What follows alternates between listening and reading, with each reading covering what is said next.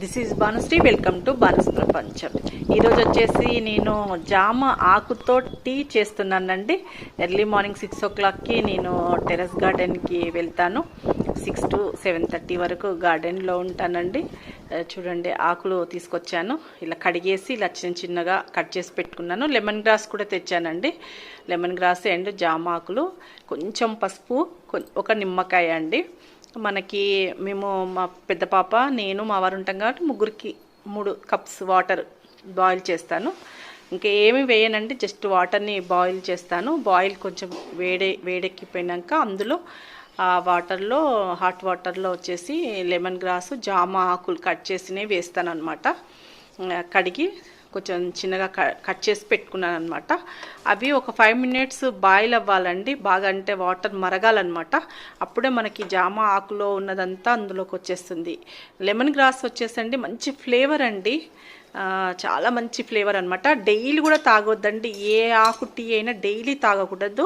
నాకు మళ్ళీ 10 daysకి రిపీట్ వస్తుందండి. అంటే 10 రకాల టీలు తాగుతాను డైలీ, ఒక రకమైన టీ 10 days అనమాట. మళ్ళీ 10 daysకి మళ్ళీ ఈ జామాకు అనేది రిపీట్ అవుతుంది. ఇలా చూడండి, మరిగి చూడండి ఎంత గ్రీన్ కలర్లోకి వచ్చేసిందో చక్కగా. ఆ లెమన్ గ్రాస్ ఫ్లేవర్ అండి చాలా బాగుంటుంది అనమాట.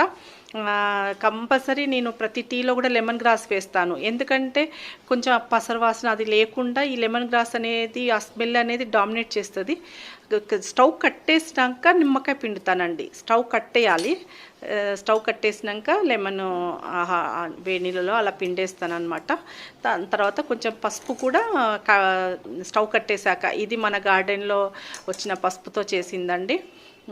లేదు అంటే పచ్చి పసుపు అయితే ముందే వేయొచ్చండి.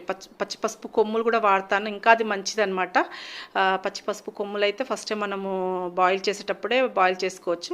చూడండి, వడకట్టేశాను, ఎందుకంటే ఆకులు రాకుండా ఇలా వడకట్టేశాను. చాలా మంచి ఫ్లేవర్. ఇంకేం వేయనండి.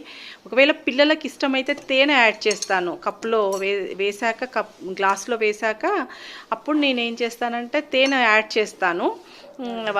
కానీ మేమైతే, మా వారు, నేను మాత్రము no sugar, no salt, just ఆ 2 ఆకులతో చేసిన టీ అండి. చాలా మంచి స్మెల్, చాలా మంచిది, చాలా హెల్తీ కూడా అండి. ఈరోజు మాత్రం మా వారికి ఇది జామ ఆకుతో చేసిన టీ ఇచ్చాను.